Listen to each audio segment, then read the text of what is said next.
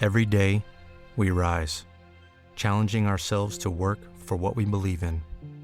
At U.S. Border Patrol, protecting our borders is more than a job.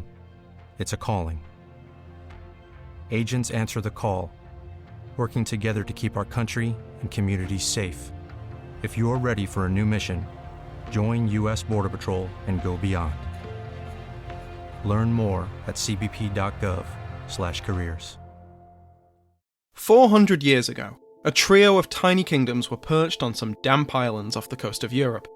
Within 3 short centuries, these islands would become the centre of an empire which ruled a quarter of the globe and on which the sun never set. I'm Samuel Hume, a historian of the British Empire, and my podcast Pax Britannica follows the people and events that built that empire into a global superpower. Learn the history of the British Empire by listening to Pax Britannica everywhere you find your podcasts, or go to pod.link/pax. Hi, this is Scott. If you're a fan of the ancient world, please help us get the word out. Like us on Facebook, follow us on Twitter, and rate the series on iTunes. Thanks again for listening.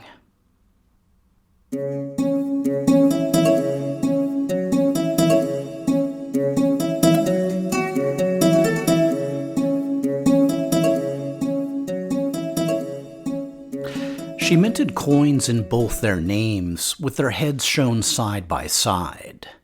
But her regency was never really accepted. I mean, how could you ever trust a queen who was willing to murder a son? And now that he was old enough, he decided to make her pay. It was pretty straightforward. The entire court was on the same page, and they conspired to kill his mother and place him on the throne. Which is how King Ariarathes VI gained control of Cappadocia. As I mentioned a few episodes back, Queen Nysa of Cappadocia had poisoned 5 sons in order to rule through the youngest. So getting rid of her was both justified and long overdue. But there was one small entanglement. Nysa was the sister of the Pontic king Mithridates V, who was maybe the only person in the world who actually regretted her death. Or maybe he just regretted losing his influence in Cappadocia. Either way, Mithridates suggested that if he wanted to keep their relationship friendly, Ariarathes should marry his eldest daughter, the Pontic princess Laodice. Ariarathes agreed, the deed was done, and the situation calmed back down. Which was about the time they got the news about the royal bloodshed in Syria. So let's talk about the talk. And I don't just mean how did Thea reveal to her subjects that she'd killed her son and taken the throne. That part may have not actually been that bad. At this point, Thea really only controlled the city of Ptolemais Acco, while Alexander Zabinas held everything else. So her audience was both limited and sympathetic. A credible tale of self-defense, or maybe some unfortunate accident, was likely all she needed to calm things down. No, I'm talking about the real challenge. Explaining the death of Seleucus V to his younger brother Antiochus, and at the exact same time, convincing the boy to come back home. 2 years earlier, in 128, Thea had shipped Antiochus to Athens to protect him from Alexander Zabinas. And shortly after Seleucus was killed, Thea realized, or was strongly advised, that if she really wanted to keep the throne, she needed the fiction of a regency. Now, if I were trying to bring Antiochus home, I'd probably either tell him nothing, other than just come home right now, or I'd put a pretty convincing tale in the hands of a trusted messenger. The goal was to get Antiochus to Syria and under Thea's direct control before he learned or even suspected the truth. If he did come back, Thea'd have to at least pretend to be sharing royal power.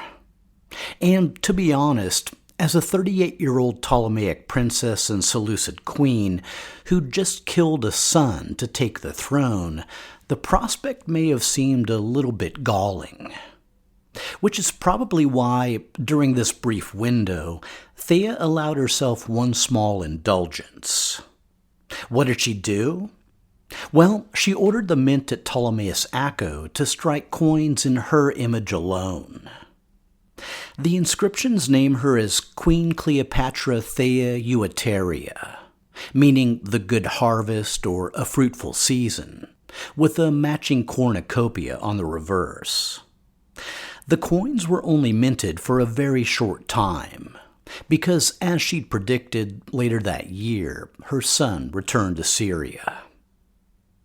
In 126, Antiochus was 17. And though he'd eventually attract a couple of nicknames, at the moment he just had one. It was Grypus, or Hook-Nose, and based on his coinage, you'll get no argument from me. If Antiochus knew what had happened to his brother, then devotion to his mother or a lust for power had outweighed concerns for his safety. If, on the other hand, he'd been told a lie, it wouldn't take long once he got back home for someone to tell him the truth. Knowing this, Thea likely made a preemptive strike and told him some version herself. At which point Antiochus had a decision to make. Turn on his mother and likely share his brother's fate, or go along with her plan to co-rule Syria. Of course, by co-rule, I really mean follow Thea's orders and take up whatever military role was needed. And by Syria, I really just mean Ptolemaeus Acco, because, Alexander Zabinas. It's easy to picture all the variables spinning around in Antiochus's head. Fear, ambition, loyalty to his mother, loyalty to his father and brother, loyalty to his dynasty, practicality, and likely a great deal of anger. But in the end, whatever his reasons, he agreed to support his mother. Antiochus was elevated to the Syrian kingship with the throne name of Antiochus VIII. The coin struck to commemorate the occasion left little doubt as to who was in charge. They showed Cleopatra Thea prominent in the forefront, with a sliver of Antiochus just behind her, often with the tip of his nose cut off. But apart from that, the coins depicted mother and son ruling in total harmony, an initial propaganda shot in the war to take back Syria. And shortly afterward, Thea and Antiochus got their first real piece of good news. Ptolemy Physcon had withdrawn support from his client, Alexander Zabinas. According to Diodorus Siculus, the 58-year-old Ptolemy Physcon began to repent of his former cruelties and endeavored to regain the people's love and favor by acts of clemency. Now, you and I have come to know Ptolemy Physcon pretty well over the course of this series, and I'm going to have to call BS on that one. But I can believe a few other things. First off, while he'd spent a huge portion of his life fighting his family for control of Egypt, and, Cyprus, Physcon had never shown the slightest interest in trying to conquer Syria. What Physcon likely wanted most was to rule as pharaoh over a united Egypt and ensure that his sons by Cleopatra III would eventually inherit his throne. But accomplishing that meant doing the impossible, reconciling with his sister and former wife, Cleopatra II, whose sons he'd killed and, in one case, dismembered, and whose daughter he'd forcibly taken. The partisans of Cleopatra II still held the capital of Alexandria, while Cleopatra herself was in Ptolemaeus Acco with her daughter, Cleopatra Thea. So if Physcon wanted to reconcile with his sister, he'd need Thea's help to do so. And again, Physcon had nothing against Thea ruling Syria, the whole Zabinas thing was just some freaky sideshow. Physcon's goal was to find some arrangement where everyone got what they wanted. I mean, at the end of the day, we're all just family, right? In this context, withdrawing support from Alexander Zabinas was likely a show of good faith. Though it's worth noting that Physcon was abandoning Alexander Zabinas in the exact same way that Ptolemy VI had abandoned Alexander Ballus. We don't have much detail on the following year, 125 BC, but it was likely defined by two main threads. The first was ongoing negotiations between Cleopatra Thea, Ptolemy Physcon, and Cleopatra II on the future of Egypt and Syria. Other figures, Thea's son Antiochus VIII and Physcon's wife Cleopatra III, may have played some minor role, but it's pretty obvious who were the major players. The second thread of 125 was Thea gradually extending control from Ptolemais outward into Syria. Doing so relied in part on leveraging Seleucid loyalty, particularly toward Thea's dead husband, Antiochus VII, along with personal relationships, promises, bribes, and the selective application, or at least the threat, of military force. One prominent aspect, somewhat ironically, was inducing people to back her side by granting them independence, which sometimes meant giving formal ratification to a situation that already existed. According to historian John D. Granger, by 126 the Phoenician cities of Aradus, Tyre, and possibly Sidon had all declared independence, reflecting the collapse of Seleucid authority on the death of Antiochus VII. There was also the city of Philadelphia, modern Amman, Jordan, which had already been independent for years under the tyrant Zeno-Cotylus. Sometime in the 120s BC, Cotylus also extended his control to the nearby city of Gerasa. The Judeans, as I mentioned, were also independent, and had recently captured the city of Madaba and annexed the region of Idumea. There were also new players outside the bounds of traditional Seleucid authority. I've mentioned ongoing penetration and settlement of Syrian lands east of the Jordan by Nabatean tribes. And let's not forget the Emesines, who'd already played important roles in the fall of Alexander Ballus and the rise of Deodatus Tryphon. Then there was the challenge of former satrapies moving toward independent kingships. Way back in 130 BC, they had learned of the death of Ptolemy, the satrap of Commagene just north of Syria. He was succeeded as governor by his son Sames, though it's unclear whether Thea, or the Seleucids in general, had been consulted prior to the move. At the time, the issue had been put on hold until after Antiochus's return. But after Antiochus's death in Media, Commagene declared independence under its new king, Sames I. Then there's our old friend Hyspaosines of Charax.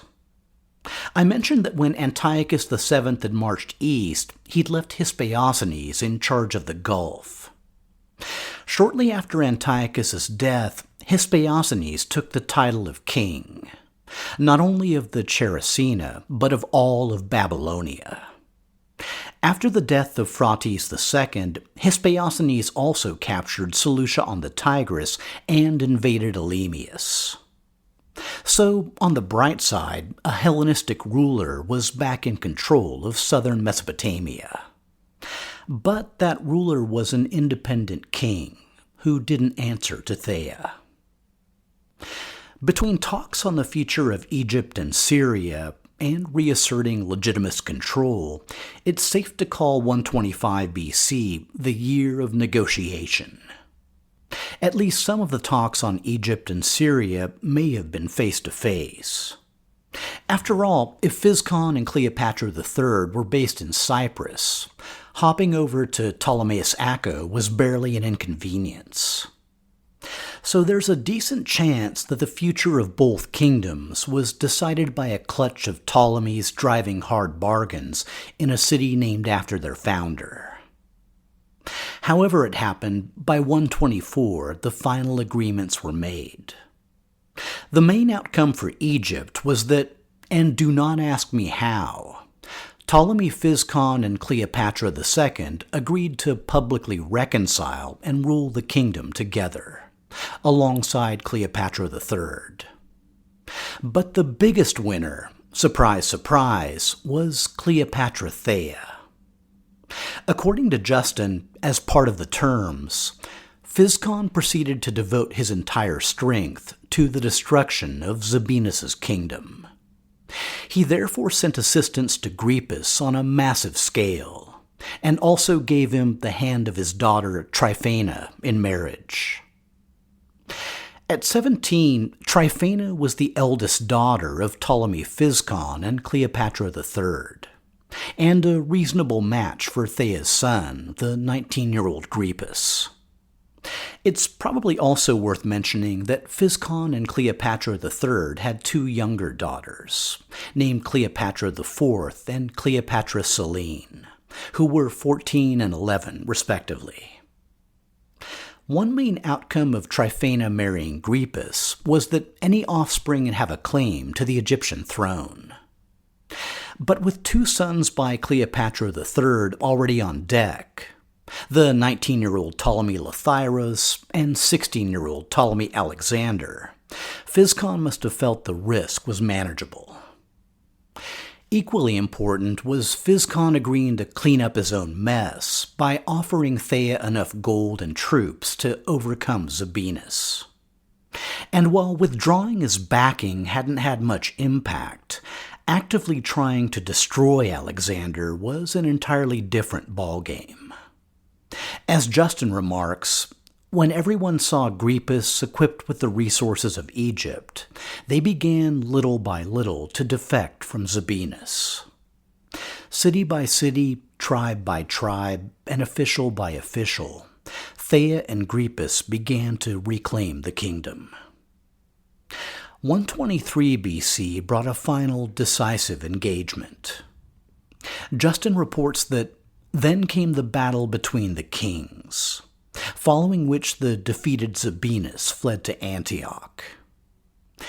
Like other kings and pretenders down through the years, Zabinas quickly realized that the city couldn't really be counted on to mount an effective defense.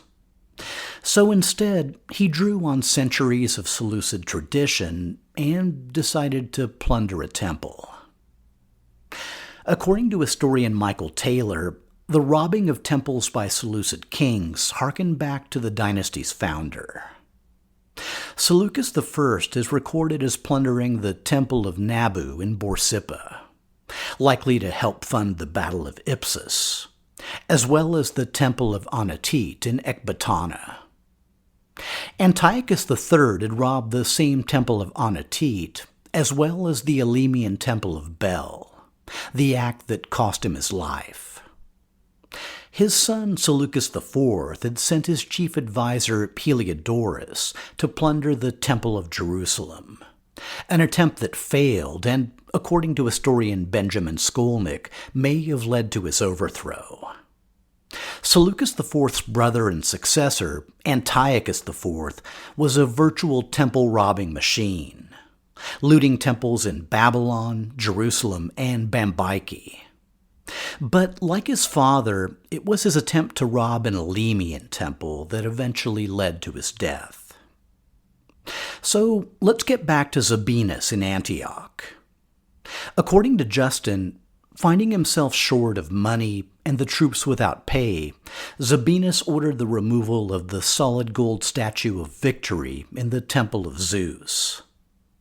And to give him his due, it was novel to plunder a Greek temple in a Greco-Macedonian city. Justin continues that Zabinas ordered the statue to be dragged off in secret. But he was surprised in his sacrilegious act and forced to flee when a crowd converged on the spot. Diodorus continues the story. Zabinas managed to escape with a few followers and headed toward Seleucia Pieria. But the Seleucians, who had heard about the sacrilege he had committed, shut their gates against him. So, having failed in this attempt also, he hurried along the seacoast toward Posidaeum.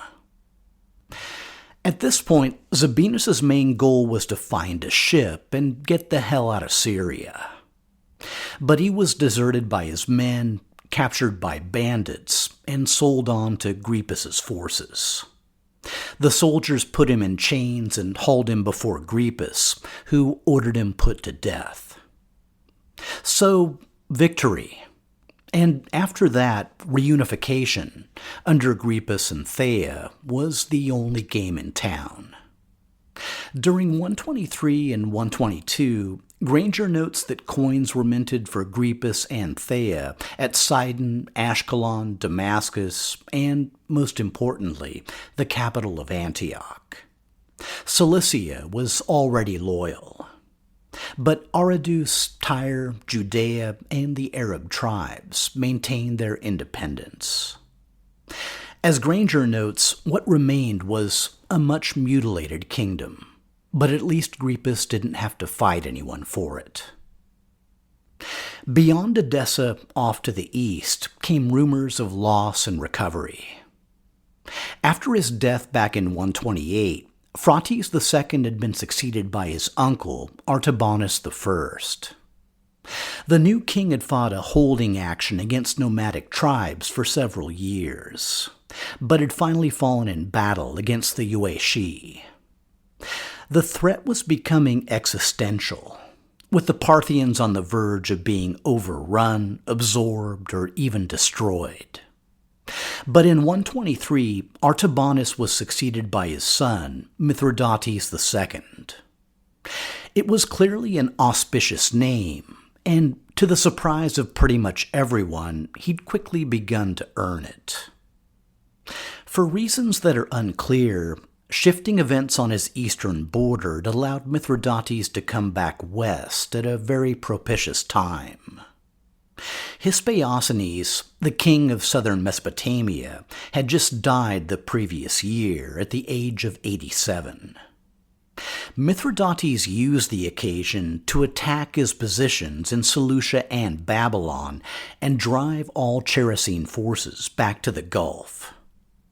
In 121, the year of our story, coins of Hyspaosines were overstruck with images of Mithridates II, signaling the entire region was now under Parthian control.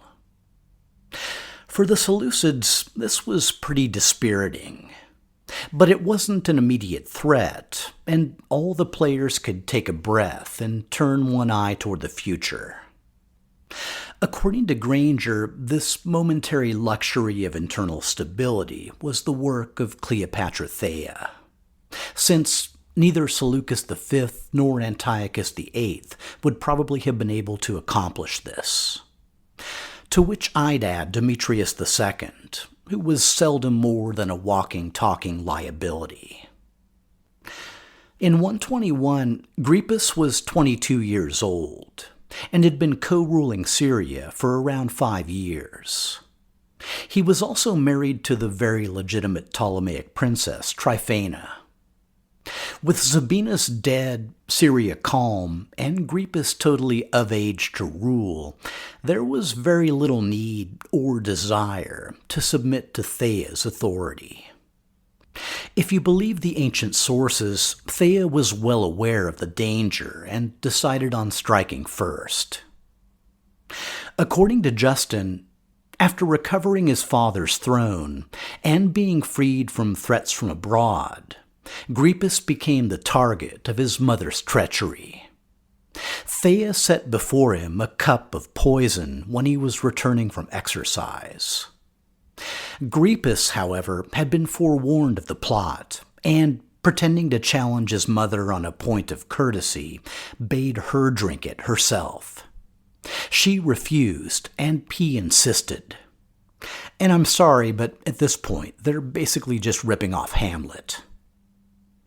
Justin reports that, finally, Grypus brought forward his informant and openly accused his mother, declaring that the only means that remained to her of clearing herself of the crime was to drink what she had offered her son. And imagine what a moment of sheer blind panic.